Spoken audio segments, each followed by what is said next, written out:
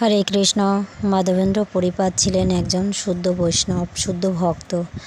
ভগবানকে তিনি এতটাই ভালোবাসতেন যে ভগবানের উপর সম্পূর্ণ নির্ভরশীল ছিলেন তিনি কখনো ভিক্ষায়ও বেরোতেন না, ভিক্ষা করেও কিছু খেতেন না। যদি কেউ কৃপা করে তাকে কিছু দিত তবেই তিনি আহার করতেন, না হলে তিনি অনাহারে থাকতেন আর সর্বদা ভগবানের উপর নির্ভরশীল ছিলেন।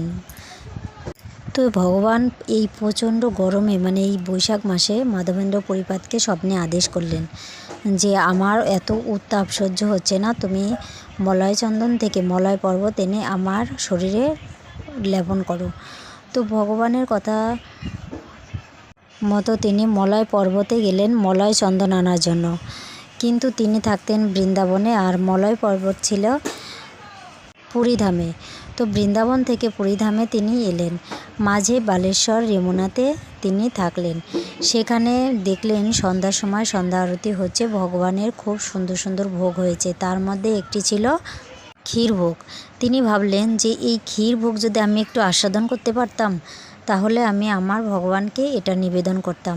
কিন্তু এদিকে আবার মনে পড়ল আমি কি করলাম, ভগবানকে নিবেদনের আগেই নিজে আস্বাদন করার চিন্তা করলাম, আমার বড় ভুল হয়ে গেছে। তিনি সঙ্গে সঙ্গে জিভ কাটলেন এবং তিনি দূরে কোথাও গিয়ে জপ করতে লাগলেন।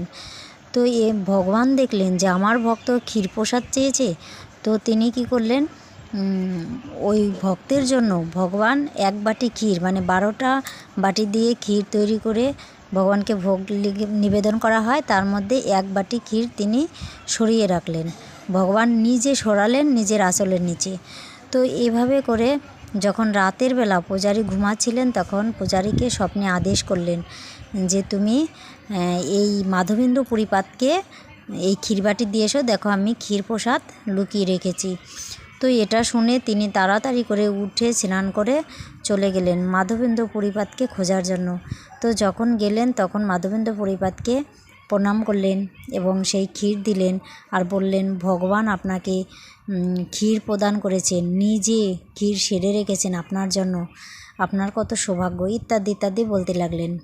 তো মাধবেন্দ্র পরিপাত দেখলেন যে সকাল হতে না হতেই এখানে অনেক ভক্তর ভিড় হয়ে যাবে, কারণ এ ঘটনা সবাই জেনে যাবে। তো আমার যদি আবার প্রশংসা শুনে অহংকার বেড়ে যায়, তাই আমি এখান থেকে চলে যাই। তিনি সেই রাতেই ওখান থেকে চলে গেলেন, মলয় পর্বতে গিয়ে মলয় চন্দন এনলেন।